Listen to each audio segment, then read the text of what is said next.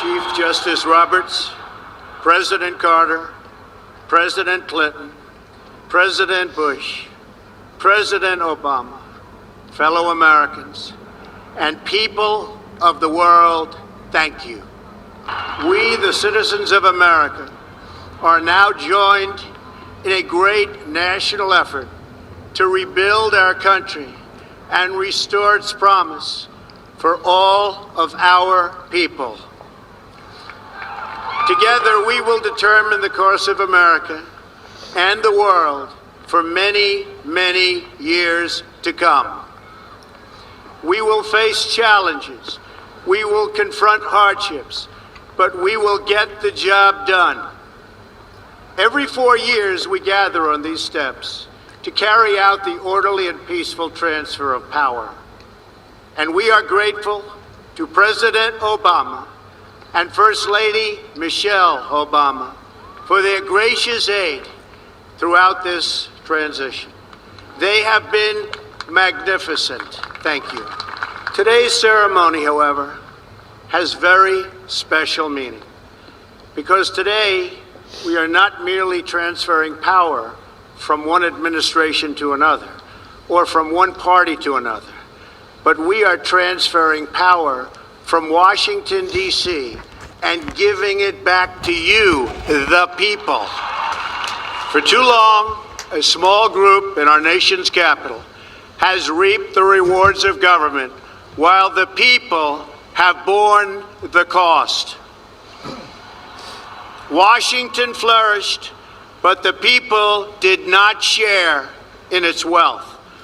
Politicians prospered, but the jobs left and the factories closed. The establishment protected itself, but not the citizens of our country. Their victories have not been your victories. Their triumphs have not been your triumphs. And while they celebrated in our nation's capital, there was little to celebrate for struggling families all across our land. That all changes starting right here and right now, because this moment is your moment. It belongs to you. It belongs to everyone gathered here today and everyone watching all across America. This is your day. This is your celebration. And this, the United States of America, is your country.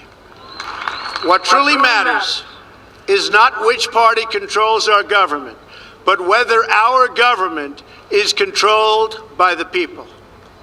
January 20th, 2017 will be remembered as the day the people became the rulers of this nation again.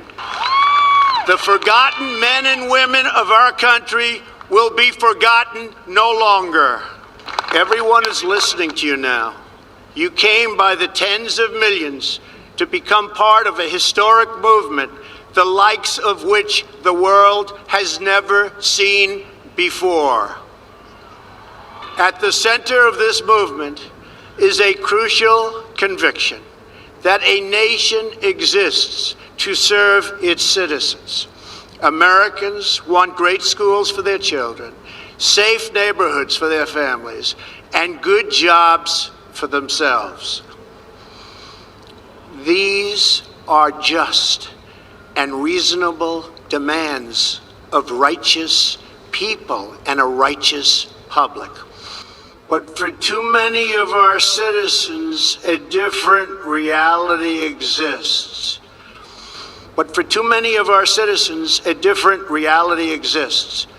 Mothers and children trapped in poverty in our inner cities.